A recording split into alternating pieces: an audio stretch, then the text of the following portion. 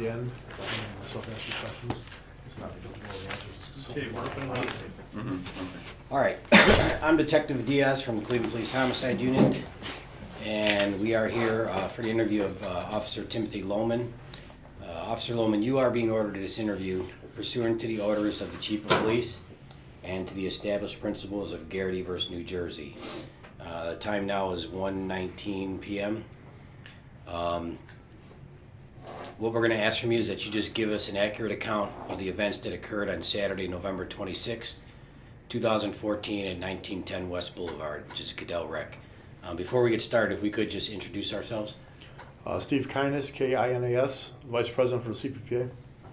Timothy Loehmann, Patrolman for Cleveland Police. Last name Loehmann.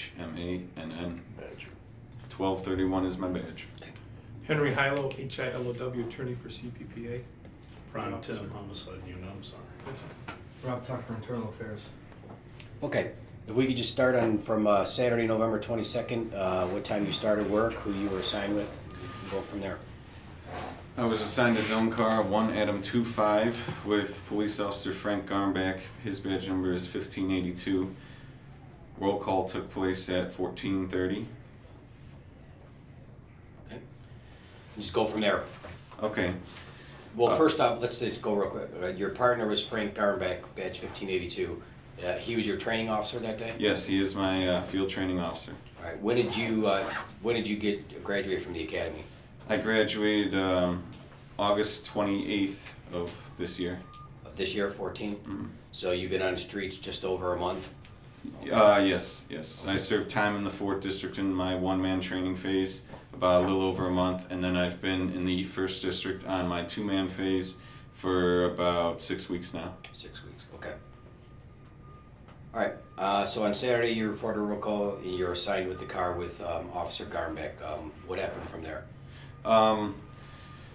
Right immediately out of roll call, we do our usual vehicle and equipment checks, and we had a call. Our first call was to an alarm at St. Ignatius Church. Okay. We tended to that matter, and we heard over the radio that they were in need of a car at Cadell Rec Center for a male with a gun pointing at passerbys. So we answered that call and said we would be en route. And what type of assignment is that? Code 1? It's a code 1. Yes, it is a code 1. While en route, Frank, being my field training officer, said, knowing that this is a call with a male with a gun, what do you do? And I said we're going to be at like an elevated level. We're going to be very cautious of what we do. Our approach is going to be different because it could put us in harm. So Frank said, very good. He's like, now we're going to be prepared. Please, take your weapon out, just in case, because we could come under fire at any time. Okay.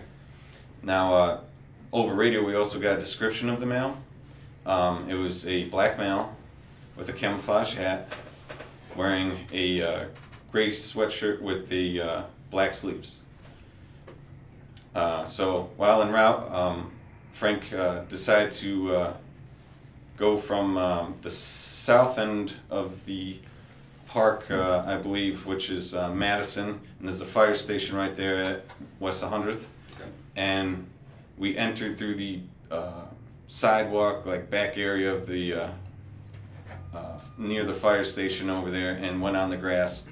So that would be off West 100th Street? Yes. Okay. Which is, it dead ends. It dead ends, and if you slip through, like, go to the side on the sidewalk, you could enter, like, the grass area of the park. Okay. When you get the assignment for the Code 1 assignment, do you guys go lights and sirens?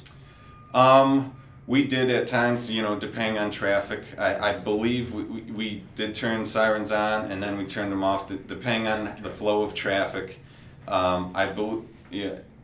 Like I said, it was on and off, I would believe. That's how we usually run, depending on the call, the nature of the call, and the flow of traffic. Correct. We kind of judge the necessity of having it lights and sirens on. Okay. So you get to 100th Street where the street dead ends to the park, and you said you go up on the curb. What happens then, or the sidewalk? Okay, so you're entering the park, the grassy area, and immediately you see a male sitting underneath a gazebo by himself, just at a picnic table. As we are getting closer, you can the male matched the exact description that radio gave us: the camouflage hat, the gray sweatshirt with black sleeves, and it was a black male. And the male, was sitting there, and then he turns around and notices our zone car, approaching him. The male immediately stands up and he grabs a gun off the table and shoves it in his waistband. Okay, but how far do you think you are away from him at that point? I would say 30 yards, maybe. I would say I'm not 100% sure. I would say about at least 30 yards. And Is your lights on at this point, or did you turn them off? If you remember. I cannot remember. I would assume they would be off, but I can't 100% tell you. Okay. Could I ask a question? Sure. Do you, as a driver officer, do you control the lights and I sirens? do not. At the time, my gun was in my hand, and I was focused on the suspect. And then Frank was, he was the driver, so he was, controlling the car and, making sure. And there's a lot of snow and leaves, so Frank had to really, control the car and watch what he was doing. So. All right, so you're about 30 yards away. You see the kid get up. You see him grab a gun from the table. Yes. And what and happened? He shoves it in his waistband in the front. Then immediately upon that, I at that point I knew he had a gun, so I opened the door slightly ajar and I had presented my weapon and I started screaming verbal commands. Put your hands in the air, put your hands in the air, let me see your hands, freeze, put your hands in the air. I said numerous times out loud, and I presented my gun, through the window, so, Is your window down? It was closed, I believe, not 100%, I believe it was closed. But I had the door slightly ajar open, and I was, making sure my gun could be seen by the male, so he knew that, this was not a joke, that we were serious, And as we approached closer, the male began to walk away, and it appeared like he was going to take off running. The male then. Did your partner say anything to you when you guys observed that? He did not say anything because I was screaming the verbal commands: put your hands up, let me see your hands, freeze. My partner didn't say anything. He was focused on controlling the car. Like I said, it was snow and grass and leaves, so he was maneuvering the car. And as we got closer, the male turned around, and that's when my partner attempted to stop, but I believe we did slide. There were like roots in the grass, I believe, from us trying to stop. Mm-hmm. So when we finally slowed down enough, I pushed the door open and had my gun presented in my right hand like this, and I was still screaming verbal commands: let me see your hands, freeze, freeze, put your hands up, let me see your hands. And the subject, like I said, as we were coming almost to a complete stop, the subject was already facing our zone car. So he turns to you. He turns to us as we're almost at a stop, I would say, a near stop. And as he's turning, he looks at me, he lifts up his shirt, and he takes his other hand and reaches down and begins to pull up a weapon, a black gun. Now, at this time, I'm pushing the door open and trying to exit the vehicle. Now, the vehicle could have still been moving at a very slow speed because I believe we were sliding a little bit because of the debris, and the subject, had the gun in the abdomen area, almost raised, and I fired 2 shots, and then I attempted to take cover and move, and in the process of taking cover, I believe I twisted my ankle and slipped and fell, and I was on the ground, but when I returned upward, I was leaning on the cruiser because my leg hurt. I was at the back of the cruiser, rear end, but I couldn't stand because I had injured my ankle. And then my partner, and what I see when I stand back up is the black male was down. My partner had his gun drawn and he was shouting verbal commands, "Let me see your hands, let me see your hands." Now the male wasn't complying right away with his hands, he was still moving them. Where was he at this point? He was on the ground, laying on the ground, on the cement portion of the gazebo, by in the picnic table area. And once I got up, I began yelling commands again. "Let me see your hands," because like I said, he was still moving his hands. And then once the male decided to stop moving, my partner approached and kicked what looked like a 1911 model pistol, a handgun, black handgun, and then we approached and observed the male. He pulled up his shirt, to show that the gun was removed. Like, he didn't say anything, he was just pulling up his shirt, and it also exposed the wound to the upper abdomen. And I'm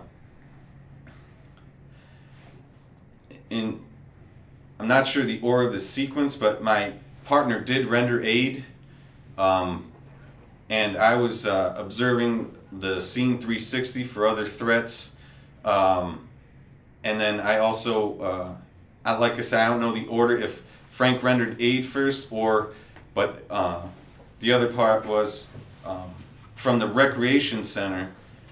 A female, black female, came out running, screaming, saying, "You shot my brother, you shot my brother." And at that time we approached her and wrapped her up so she couldn't get near the scene or the body. And When you say wrapped her up, what do you like just put our arms around her so she couldn't get any closer. And then an off-duty police officer, I believe his name was Cunningham, assisted us. He came out of the rec center, I believe. He was working in secondary employment there, and he assisted me in cuffing the black female. Do you recall if you cuffed her or he did? It was my pair of cuffs. I want to say that he did, but and then, like I said, the order of sequence. Then detectives came, and I believe they were with the FBI. I recognized their faces from a bank robbery the day before on Warren, but I don't know their names. I'm not familiar with them. But they were one of the first to assist, and we placed in the back of our zone car. Who's that? 1AM25. I want to say the You mean detective. you placed a female? The black female in the zone car. Okay.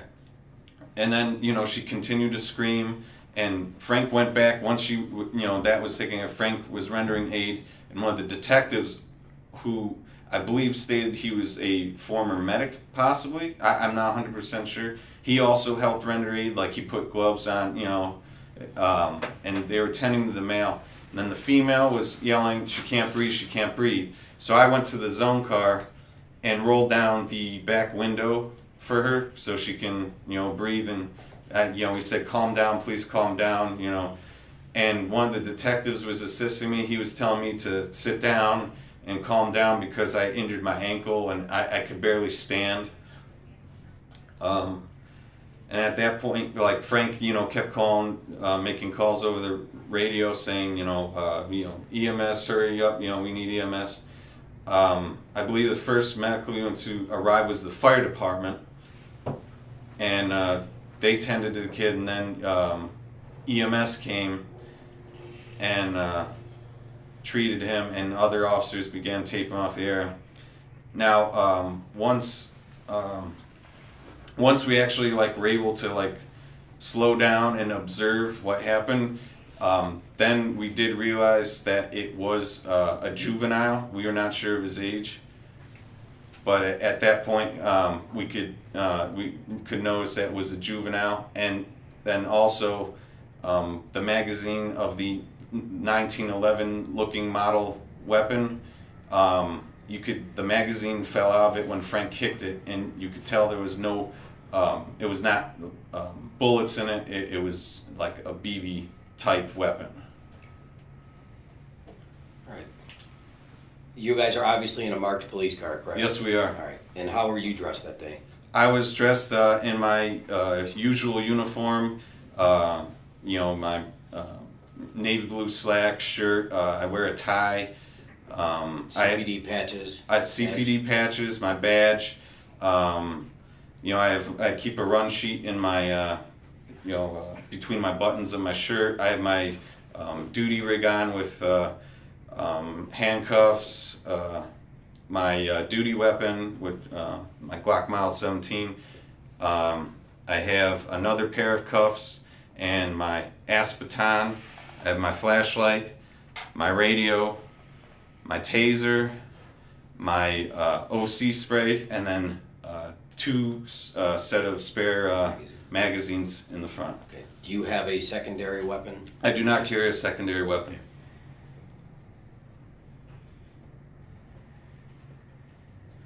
All right. When you did fire your weapon, you said you fired how many times? I fired twice. 2 times. Fired twice, and then per our training, we're not supposed to stand still. We're supposed to move. So fired twice, and then, tried to get some kind of cover, which I tried to behind the cruiser, as almost like a point of retreat, which we're also trained like retreating areas, like using the cruiser as, some type of concealment or cover. But like I said, in doing so, I injured my ankle, and I was on the ground, and it was hard for me to stand when I came back up. And also we were taught in the academy, it said that your cruiser is your coffin. So I wanted to get out of the cruiser as fast as possible, because the male presenting a weapon was an immediate threat to myself and my partner. So I reacted in such a way that I was trained in defense, firing 2 shots and rendering the suspect down. Okay. When you did fire your weapon, do you know about how far away you were? It was approximately 10 feet, I would say. And at the time you fired your weapon, did he actually have the gun in hand? Yes, it was like partially in his waistband. He lifted up his shirt and presented like a clear, cut image that his hand was going down into his waistband, and he was pulling upward, the weapon. Did he say anything to you or your partner at any time? He did not. He did was, he lifted up his shirt, and that way we could see that there was no, the gun was out of his waistband, and that he was shot in the upper abdomen, and he kind of pretty much just moaned. He didn't say anything to me, at least. My partner mostly was the one tending, to the suspect, and I was observing the scene, all around for other threats. Do you recall when you guys were pulling up that your partner was telling you that he was getting ready to run? I can't say I recall that, but just the boy's actions. When he grabbed the gun, put it in his waistband, he was walking away from our zone car, and it looked like it did appear that he was going to run. Okay. Well, during that time, you're giving commands to this man. Yes, that's raise correct. His hands. Yes, let me see your hands. And at that time, my focus was on his hands and the area where he shoved the gun, which was his waistband. So, like I said, he matched the perfect description that as radio gave it to us. So, we had every reason to believe that this was the black male that we were looking for, and even in addition to additionally we saw I witnessed him take the gun, shove it in his waistband, and proceed to walk away. All right. At some point, right after the incident, did somebody confiscate your weapon from you? Sergeant Rutherford did. Okay. She took my weapon, and then when I was being treated by EMS, Deputy Chief Tomba took my 2 magazines. When you handed your weapon over to Sergeant Rutherford, was it in the same condition after shooting? Yes, it was. Yes. Did you take your magazine out? Anything No, like that? I did not reload a magazine. I just returned it back to my holster once the threat was clear. Okay. And you said you gave your 2 spare magazines to Commander. Deputy Chief Loehmann. Okay. And what? Your left ankle was injured? Yes, my left ankle is injured. I was treated by EMS, and I could hardly walk on it. I had to, be assisted, by other officers, and I was sent to Fairview Hospital, where they took X-rays. What's wrong with it? They said there was. It appeared that there was no fractures, but it was a severe sprain. It was swollen. Immediately after, it was probably almost 10 minutes. I would say almost 10 minutes after I removed my shoe and sock, and my ankle was swollen, to about the size of a tennis ball. Somebody did come out and photograph you that night? Yes, they did. At the hospital, they photographed my ankle, and now the current state of my ankle is it's really bruised now. It almost looks like I'm wearing a black sock. The swelling has gone down now, but the bruising is worse. Any other injuries? No, that was the only injury, was my left ankle. Did you have any exposure to blood? No, sir.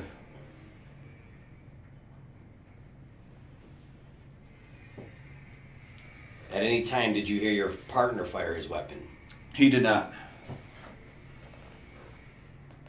What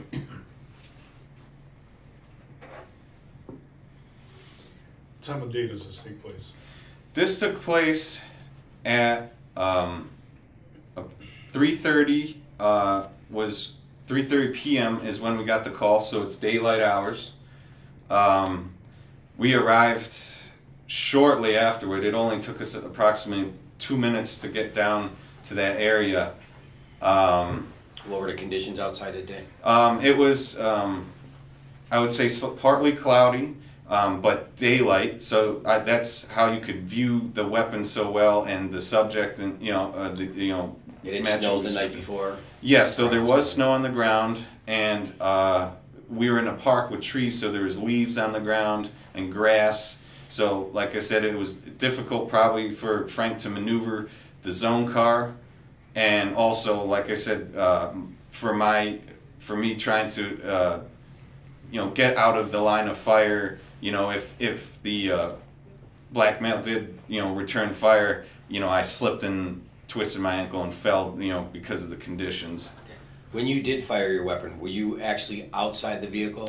I had the door propped open, and I probably was in almost like a halfway crouched manner. I wasn't fully standing up, I would say. Could you stand up? I was behind probably yourself? about like this, Okay. and I believe I shot just with one hand. So Not- this would be the door? Door. This would be the door. Because you're Right. the passenger. Right. So- Right. I am the passenger. This is the car, the seat that you would have been in? Yes. And you're out of the door now? Yeah, I'm in the doorway, and the subject's about, right where he is, a little bit farther. And I fired 2 shots, and then, like I said, I tried to go to the rear of the zone car for cover. So I probably, I was not standing fully up and full presentation like this.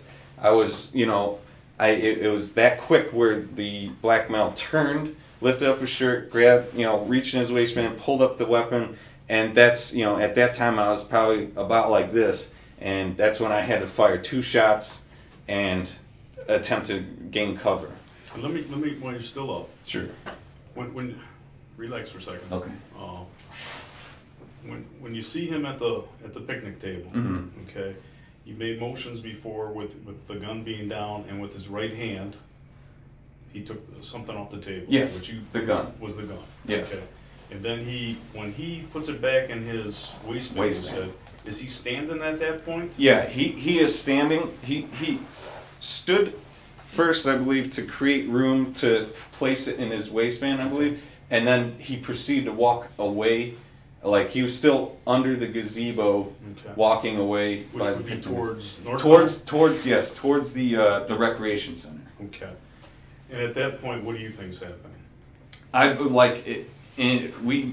I thought that he was going to take off, and I believe my partner thought the same thing. When you say That's take off, what do you mean? like running, like he was going to run, Okay. and try to elude us, and that's why like our cruiser, we continued to approach the male because his back was turned to us, and he took he was walking away from the cruiser towards the rec center, so it did seem like he was going to run from us, run away. Okay. Did you make a comment at all? Do you say he's gonna go, he's gonna run? No, I believe like there was no communication between Frank and I because I was yelling the whole time, let me see your hands. But there was communication with you prior to you coming down 100th Street. Yes, Did you that discuss- was discussed how we were going to approach the scene. That was en route, like before we hit the park. Okay. So now you're back you're coming through the park. Mm-hmm. He stood up, he put the gun, which he showed us in his waistband. Yes, in his great waistband, room. yeah. And you think he's going northbound. Yes, towards the rec center. All right. And then at that point, he turns back to come westbound. Turns He towards you. he faces like to probably check to see where we were. Mhm. And he turned and faced our own car, like you said, westbound, and that's when he began, like when he saw that we were like behind him, like approaching him, that that's when he pulled up his shirt and We reached. stop you there. Okay. You made a comment before that you went through some ruts or something like that. What? I was saying that we. I'm not 100% sure, but I believe we did slide a bit. I believe Frank tried to stop Did you the car. feel the car pulsating? No, I did not. I was focused on the subject's hands and his waistline because I knew there was, a gun involved. Right. When do you think that you opened up the door and presented your weapon? How far away were you from the guy at that point? Like I said, about 10 feet, because at that time the subject had already turned around and faced our own car. So you don't open up the door. If the door's already open, it's slightly ajar, because I opened it to yell commands, like the verbal commands from the start when I saw him take the gun and put it in his waistband. So all I had to do was push it open. Okay. And how far away were you at that point where you opened up the door to yell commands? When I initially yelled commands, or Yes. from when we were right next. You made a comment that you opened up the door to yell commands when you saw the gun on the table and you started putting it in his waist. Mhm. How far away were you at that point? I would say between 20 and 30 yards at least. I could be wrong, but I would say 23. But I was screaming in a loud manner so it could be heard, and like I said, I presented my weapon, so it could be seen through the window to know that this was an emergency incident, and that this was not a joke, and that Okay. that there was a severe threat. For purposes of the video, Yes. you are the passenger officer. I am. You are traveling, which would be northbound. Yes, towards Richmond. And so you would have your right-handed. Yes, I am So right-handed. your weapon's out, and you would have to reach a little bit across with your body to open up the door. Yeah, to open up the door. At that point, I was probably seated. This is like the cruiser car. I was probably seated like this. Okay. Get ready. I was ready. For any type of action. Like if he took off running. To get out of the cruiser, or if he did turn around and fire, that I would be ready to react to that. Okay. So I was preparing myself. As Frank, as my training officer, he told me to be prepared for anything, and the elevation, the level that we were at, it got higher and higher and higher, just because first you see him, the male matching description, but then you see the gun. And then now he's walking away, and now he's presenting the gun. He's pulling out his waistband. So your levels were getting higher and higher and higher, and the threat just became incredible. Where I had to make the decision fast, because Frank and I were in immediate danger. If the subject did pull out the gun and present it and point it towards us, I would have been shot, and possibly my friend, my partner would have been shot. especially due to the close proximity that we were at, we were easy targets, and plus I was stuck in the doorway and my partner was still seated in the driver's seat, so we were basically sitting ducks. Okay. You made a comment just there that if he pointed a gun at you, you would have been shot. Yes. Did it get that far? He did not. The farthest he got was raising it to about his abdomen level. He did not punch out or present it, because when he got about this far, that's when I shot. Why?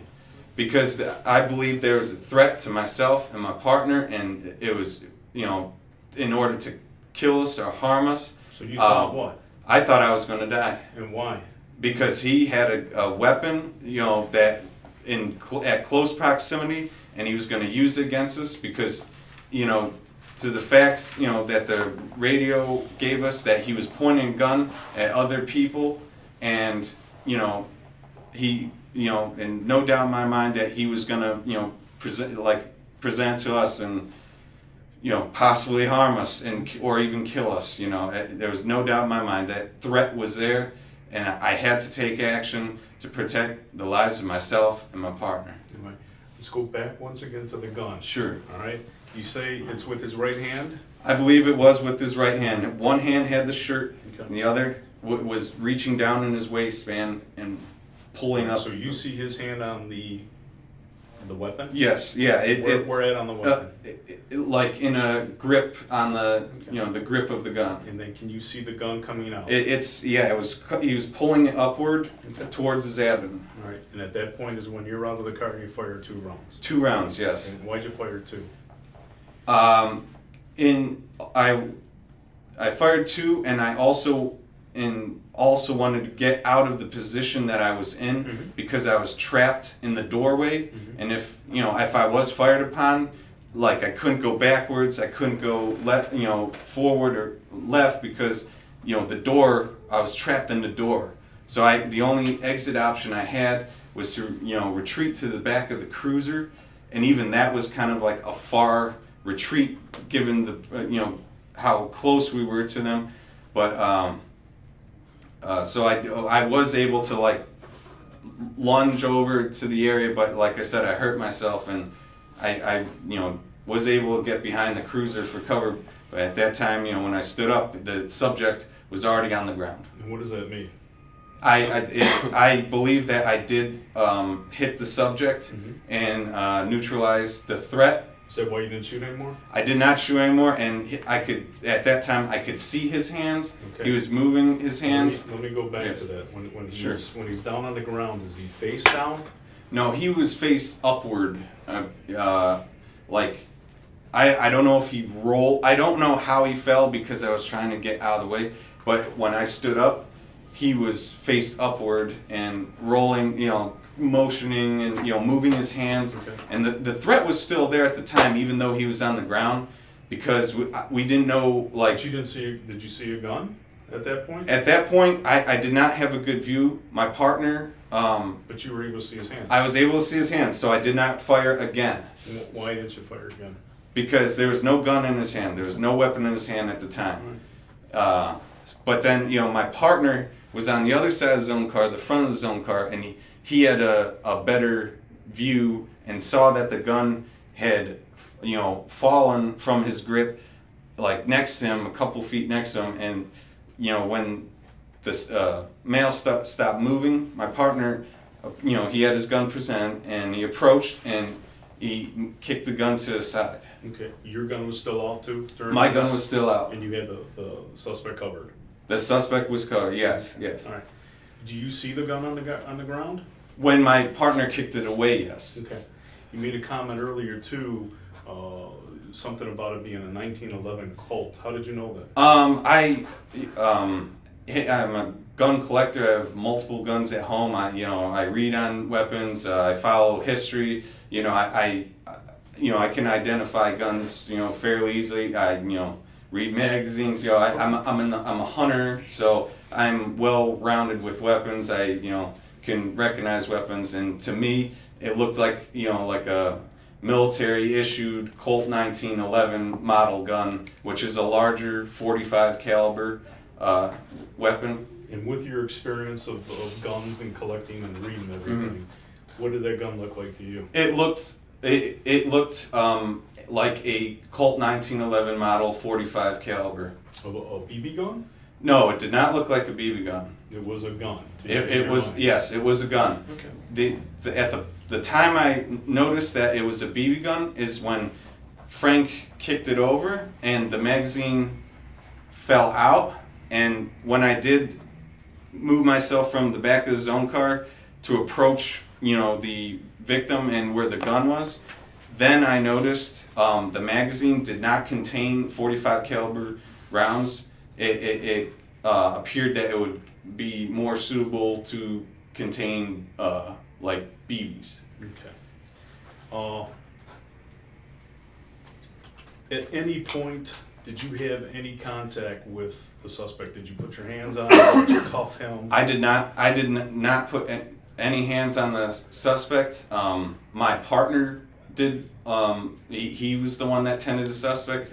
Like I said, I was the one making sure the scene was safe 360 because there could have been possible other threats coming from the rec center. Which the first person I saw was the black female that was running towards us, and that's when I had to act and restrain her. Okay. Did you handcuff the person you shot? I did not handcuff. Do you know if he was ever handcuffed? I think he was not. He was not. He was still moving his hands. He was not cuffed, and the gun was away. So I believe it was safe enough where we could tend to the subject to his. Do you recall seeing anyone else out there with him when you were pulling up? No, he was sitting by himself. Do you recall seeing anyone else in the park? There was not anyone else around in the park. It was just him at the gazebo sitting by himself on the picnic table. There was no one else, in the vicinity at all. And it was probably about 2 minutes later when I saw the black female running from the rec center, and then there was approximately 3 males standing by the rec center door, and then another police officer came out of the rec center and assisted with the black female that was running on scene. I want to clarify one thing. Detective Diaz asked you if this person made any comments to you, and you said that when he was on the ground after he was shot that he was moaning. And this. Yeah, Prior to that, when he's making the motion to get the gun out of his waistband, is he making any comments to you? No, he did not. He did not say any words. Right. The only thing that was being said where you were saying, "Show me your hands, Yes. freeze, stop." Yes, correct. Okay, all right. The information that you had coming to that scene was what? The information dispatched by dispatchers when we initially got was a black male wearing a camouflage hat in a gray sweater with black sleeves. That was it. And it said the male had a gun and was pointing it at passerbys in the park, and he was in the park area, by the swing set area. Did they give you an approximate age? No, there was no age given. It was a black male. Any other mention of the weapon, what kind it was? No, there was no mention of what kind of weapon or size or anything. It was just a black male with a weapon. Physical? Did he give you a physical description other than the clothing description? No, it was just a clothing description. That was it. No height or weight? No height or weight, no.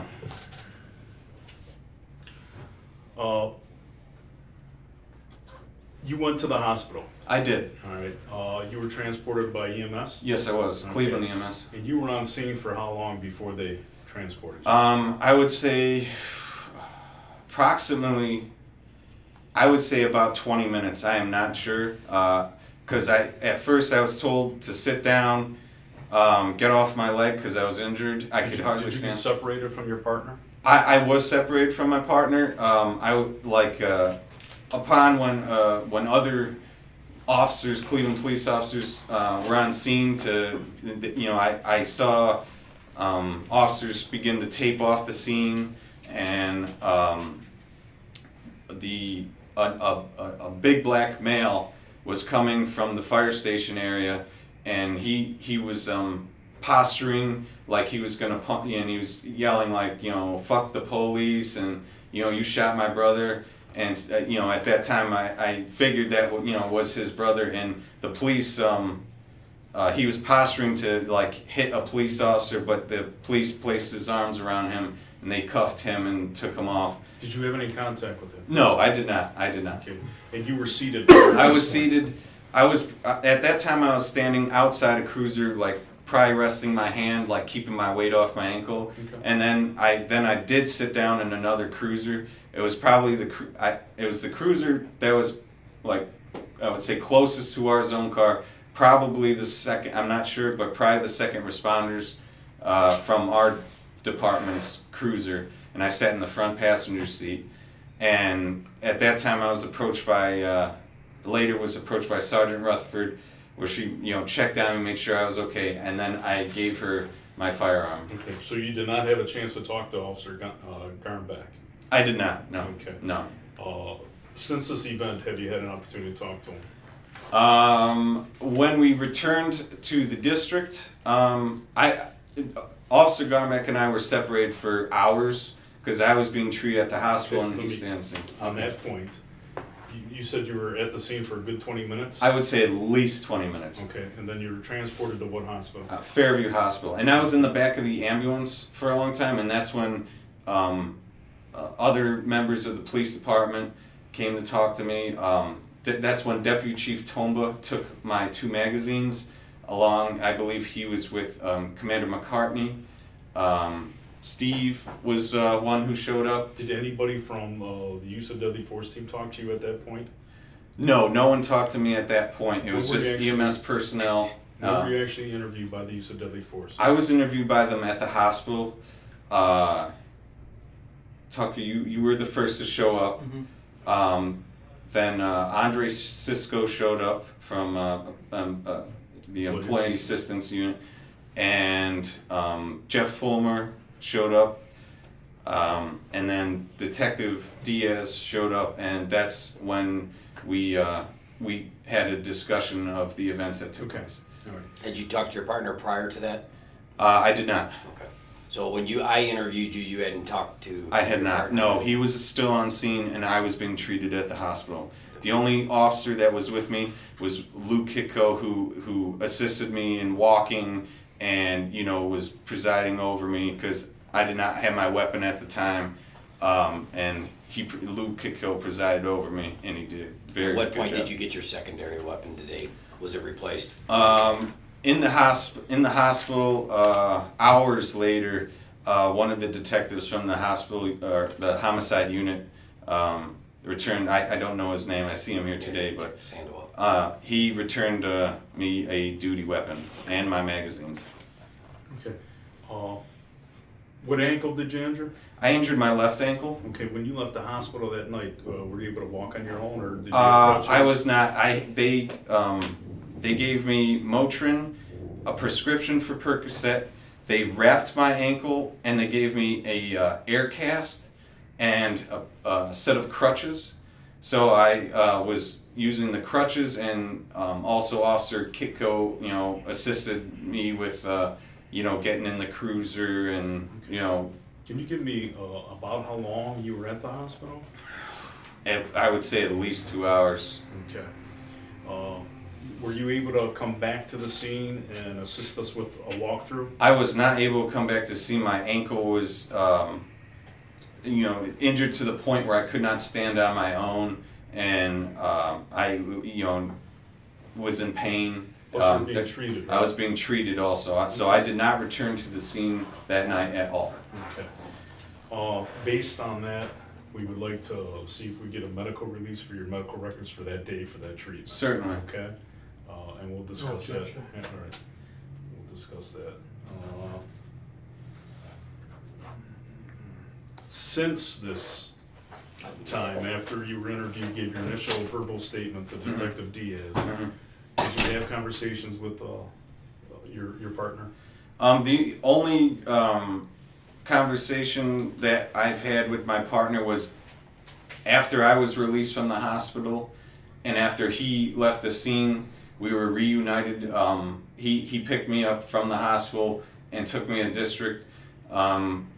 We may have briefly talked about the incident, but mostly we were working on paperwork, completing our duty, and I also had like paperwork from the hospital, and we had report, just general paperwork to take. So you didn't rehearse your stories or anything?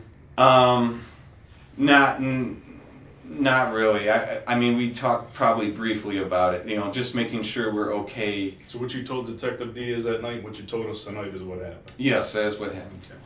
I have one other question. I forgot what it was. That's You remember. bad. Oh. You said that you hit the streets out of the police academy, Cleveland Police Academy, on August 28th. Yes. What was your appointment date to our department? It was March 3rd, 2014. That's when I was appointed to the academy. That was our first day of the academy. And the academy is approximately 6 months long. And then we are sworn in and detailed to a district to continue our training. Okay. Prior to coming to the Cleveland Police Department, do you have any prior experience with law enforcement? I was sworn in by the Independence Police Department, and I attended the Cleveland Heights Police Academy, but I resigned in the early stages of my training with the Independence Police Department. So I've been trained, but I would say my experience on the street is almost to none. Is what you've gotten through us? Is what Cleveland. is my experience on the street is all through Cleveland. Okay. When did you go through Cleveland Heights Academy? I started the Cleveland Heights Police Academy July 11th of 2012. And when did you resign from them? I resigned from the Independence Police Department December 5th of 2012. And why was that? Personal reasons I resigned for. Okay. Did you know that you were going to get hired by Cleveland at that time? I did not, but I was pursuing to go to another department. Shortly afterward, I was on lists of other police department and was pursuing to take tests for other police department, Okay. preferably bigger police departments. Okay. Any military? I do not have any military experience. I'm a college graduate. Okay. Where'd you go? I went to Cleveland State University, where I obtained my bachelor's degree in criminology and sociology. And I also have a associate's degree from Cuyahoga Community College in law enforcement. I think you went to get the medical release, and we'll ask at this point. I'm sorry, do you have any other questions? No. We'd like to take a formal written statement from him. Waiver written statement, rely on the video. Okay, all right. Any questions? Any None by concerns? me. Steve? Any questions? I do not. Officer Loehmann, is there something that we missed, something that we need to know, anything? Not at this time. What I presented is the events that happened on that day. Okay. This is a Garrity form, which we talked about at the beginning. I'm sure Attorney Hilo here talked to you about it, so we'll let you guys sign your need to. Sign it. So, Sign right here. Okay.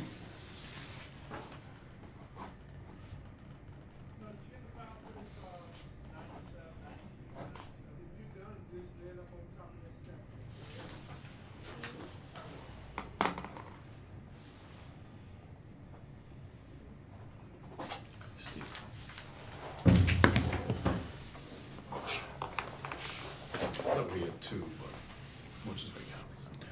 There's no T in my name, right? There is now. I didn't do that, sorry. Yeah.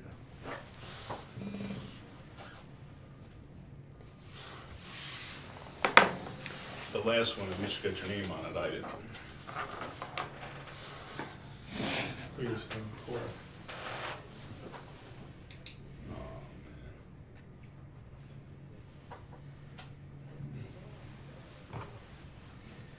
You're like Nostradamus. All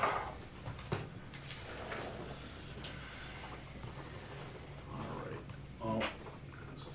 I'm going to end the tape right now, because all we need is the medical release, all right? It's getting hot in here. You all appreciate this? Look at the top. Exactly what we're talking about.